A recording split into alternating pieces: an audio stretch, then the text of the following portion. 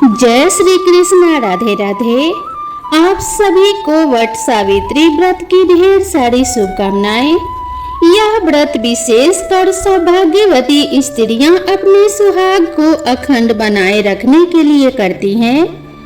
ऐसा कहा जाता है कि अगर पूर्ण श्रद्धा और भक्ति भाव से इस व्रत को किया जाए तो अवश्य ही उसका फल प्राप्त होता है।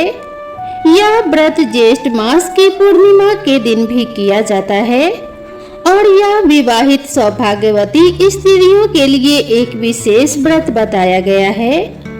तो चलिए आज इसी व्रत के उपलक्ष्य में हम उससे जुड़ी हुई इस पौराणिक कथा का श्रवण करते हैं।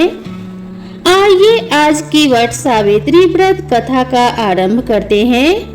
तो प्रेम से बोलिए हरे कृष्णा राधे राधे। मध्य देश में अश्वपति नाम के परम ज्ञानी राजा थे। धन और वैभव से पूर्ण होने के बाद भी उनकी कोई संतान नहीं थी और इसीलिए संतान के अभाव में वे बड़े दुखी रहते थे। राजा ने पंडितों की सलाह से पुत्र प्राप्ति के लिए सावित्री देवी की आराधना की। देवी सावित्री ने प्रसन्न होकर राजा और रानी को दर्शन दिए और फिर उन्हें आशीर्वाद प्रदान किया। देवी ने उनसे कहा कि हे राजन, तुम्हारे भाग्य में पुत्र तो नहीं है, लेकिन मैं स्वयं कन्या के रूप में तुम्हारे यहाँ जन्म लूंगी। इतना कहकर देवी सावित्री अंतर्ध्यान हो गई और यह सुनकर राजा और रानी अत्यंत प्रसन्न हो गए। कुछ समय बाद रानी के गर्भ से साक्षात देवी सावित्री का जन्म हुआ।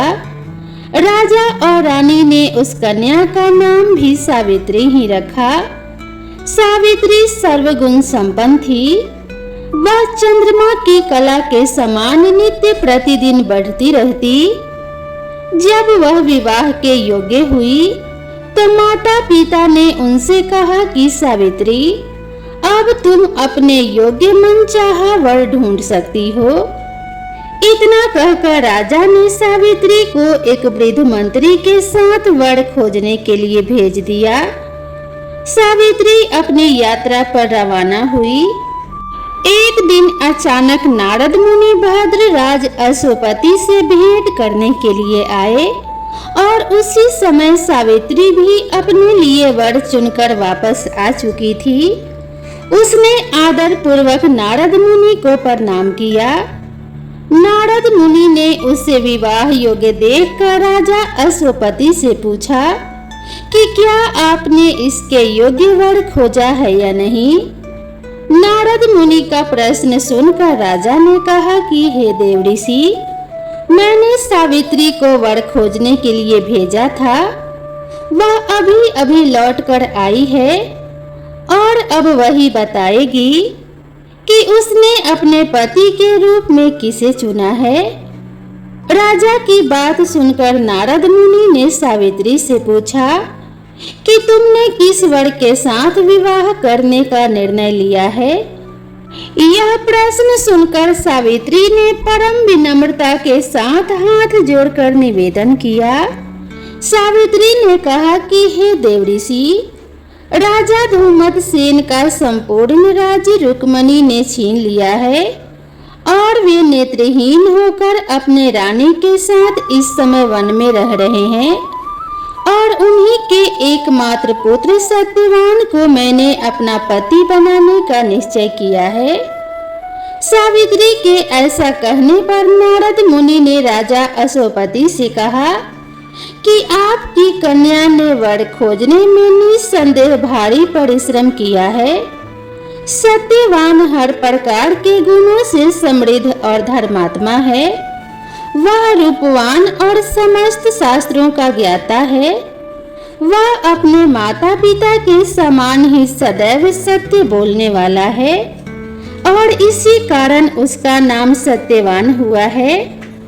जिस प्रकार समुद्र रत्नों की राशि है, उसी भांति सत्यवान हर प्रकार के सद्गुणों का भंडार है। वह सभी प्रकार से सावित्री के योग्य है। वह हर प्रकार से सावित्री के साथ उपस्थित होने की क्षमता रखता है, लेकिन इतना कुछ होते हुए भी उसमें एक भारी दोष है, जिसके सामने यह सभी गुण फीके पड़ जाते हैं। और वह दोष यह है कि उसका जीवन अल्प आयु है।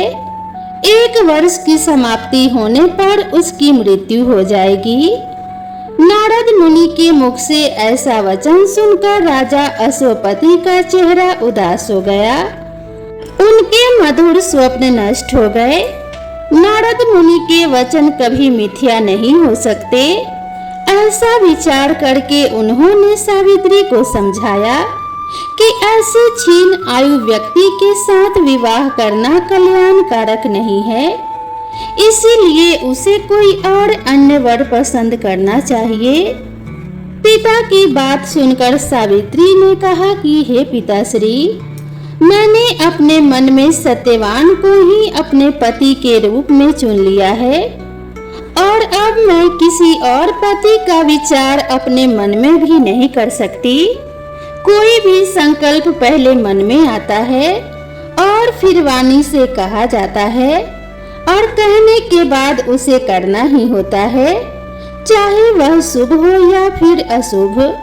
मैंने जिसे एक बार अपने मन से पति स्वीकार कर लिया है, वही मेरा पति होगा। अब मैं किसी दूसरे का वर्ण कैसे कर सकती हूँ?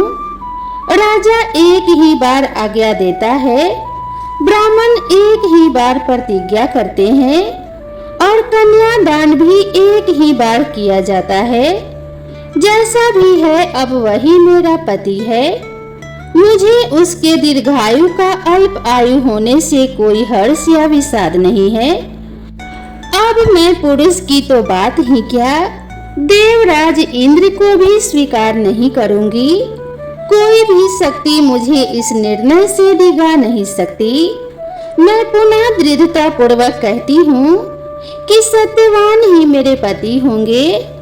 इस प्रकार सावित्री का दृढ़ संकल्प सुनकर नारद मुनि ने राजा अश्वपति को सम्मति दी कि तुम्हें सावित्री का विवाह सत्यवान के साथ ही कर देना चाहिए, यही उचित प्रतीत होता है। इस प्रकार राजा को समझा बुझाकर नारद मुनि अपने स्थान को चले गए।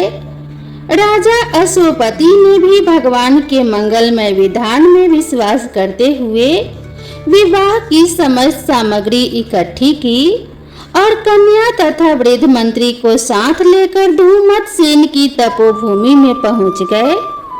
वहां राजा धूमतसेन अपनी रानी और राजकुमार सत्यवान के साथ रहते थे। अश्वपति ने उनके पास पहुंचकर अपना नाम बताते हुए उनके चरणों में प्रणाम किया। राजा धूमतसेन ने अश्वपति के आने का कारण पूछा तो उन्होंने कहा, मेरी कन्या सावित्री ने आपके सुपुत्र सत्यवान के साथ विवाह करने का निर्णय लिया है और मैं भी इससे सहमत होकर विवाह की तमाम सामग्री लेकर आपकी सेवा में उपस्थित हुआ हूँ।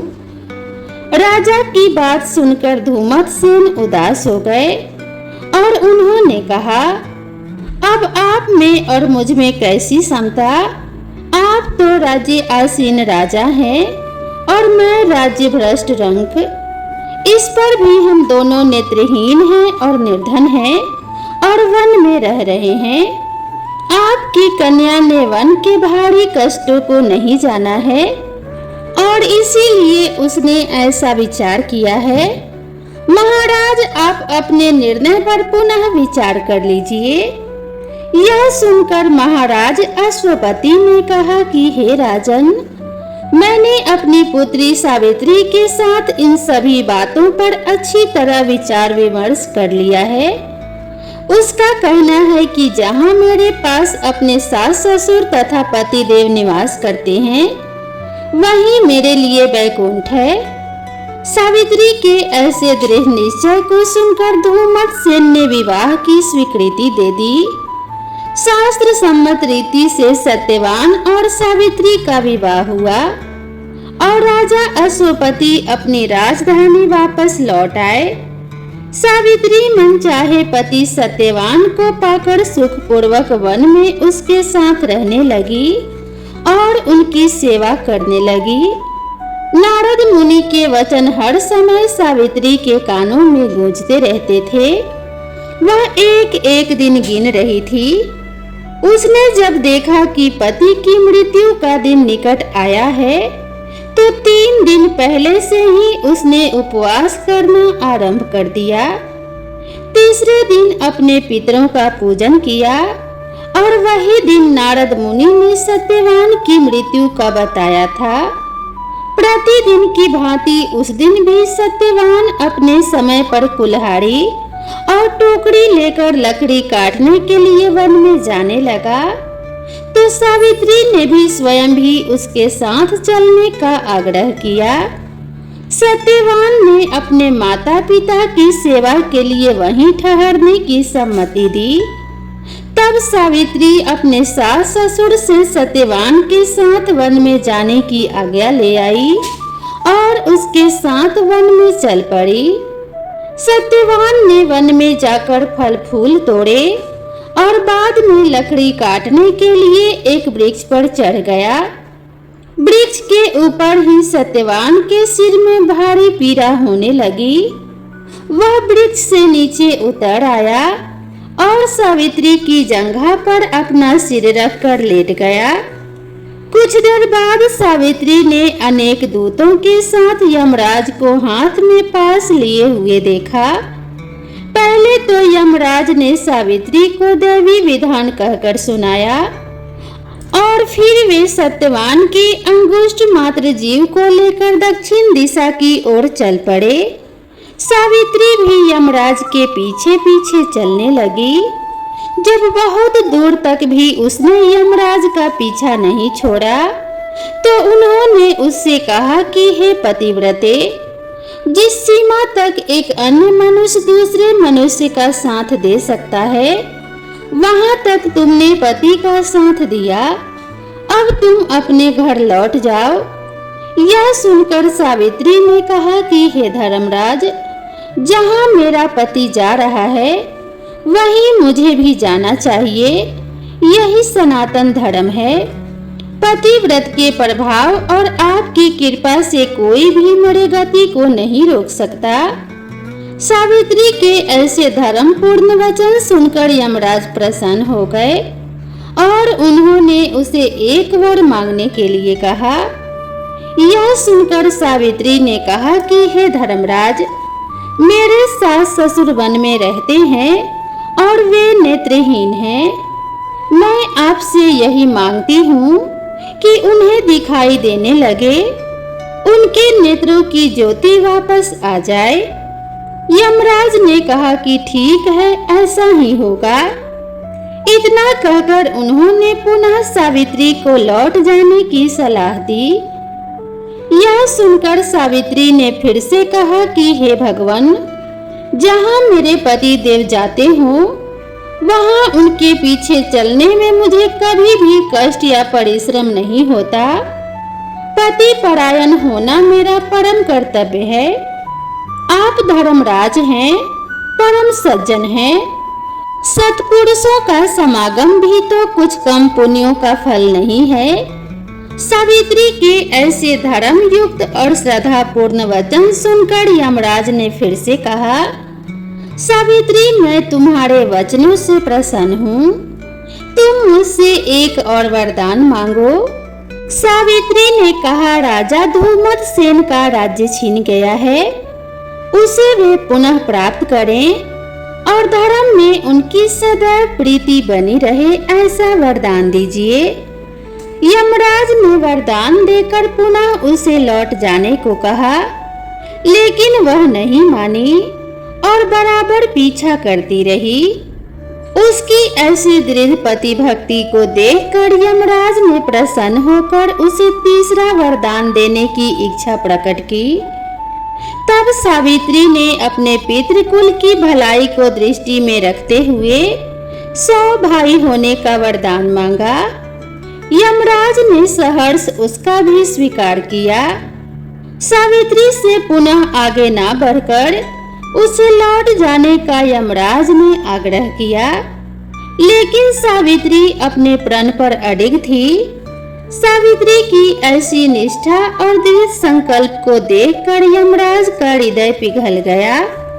वे बड़ी कोमल वाणी में कहने लगे कि हे सुव्रते, तुम ज्यों-ज्यों उत्तम धर्म युक्त और गंभीर युक्ति पूर्ण वचन कहती हो, त्यों-त्यों मेरी प्रीति तुम पर बढ़ती जाती है।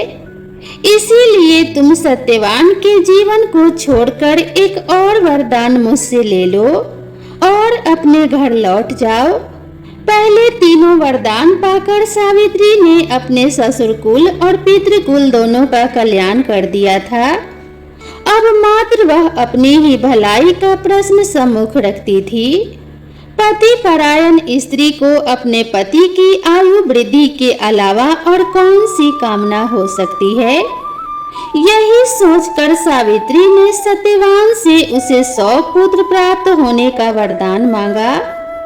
सावित्री के ऐसे युक्तिपूर्ण वचन सुनकर यमराज अत्यंत हर्षित हुए, संतुष्ट हुए और उन्होंने उसे वरदान देते हुए सत्यवान को पास से मुक्त कर दिया और कहा कि सत्यवान से तुम्हें निश्चय ही 100 पुत्र प्राप्त होंगे।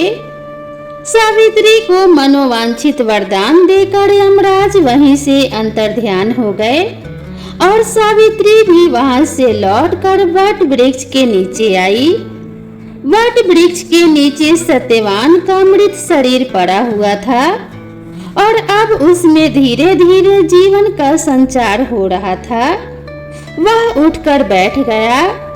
सावित्री ने अपने पति सत्यवान को यह सारा वृतांत कह सुनाया और फिर वे दोनों प्रसन्नता पूर्वक आश्रम की ओर चल पड़े। सत्यवान के माता पिता को भी नेत्र प्राप्त हो चुके थे और वे अपने आज्ञाकारी पुत्र और सेवा परायण पुत्र वधू को ना देखकर अत्यंत दुखी हो रहे थे। तभी सावित्री और सत्यवान वहां पर पहुंच गए। चारों ओर सावित्री के अनुपम पतिव्रत धर्म का समाचार फैल गया। प्रजाजनों ने महाराज धूमतसेन को लेकर आदर पूर्वक राज सिंहासन पर बिठाया।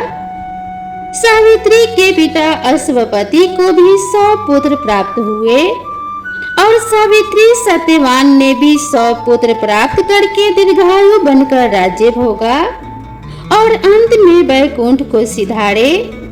तो यह थी आज की वट सावित्री व्रत की सुंदर पौराणिक कथा। इस कथा का श्रवण करने वाले व्यक्ति को भी देवी सावित्री की विशेष कृपा प्राप्त होती है। उनके घर में कभी भी अकाल मृत्यु का भय नहीं रहता और यमराज का दंड भी नहीं आता, ऐसा हमारे शास्त्रों का मत है। तो प्रेम से बोलिए जय श्री कृष्ण, राधे राधे। दोस्तों, आप सभी को यह वीडियो कैसी लगी कृपया कमेंट करके जरूर बताएं। वीडियो पसंद आई हो तो इसे एक लाइक जरूर करें और अपने सभी फ्रेंड्स और फैमिली के साथ भी इसे शेयर करें। वीडियो पे पहली बार आए हैं तो चैनल को सब्सक्राइब करना ना भूलें और इसी तरह की नई नई कथा और नई नई कहानी के लिए मेरे चैनल से जुड़े रहें। तो मिलते हैं इसी तरह की नई कथा और नई कहानी के साथ। तब तक के लिए राधे राधे।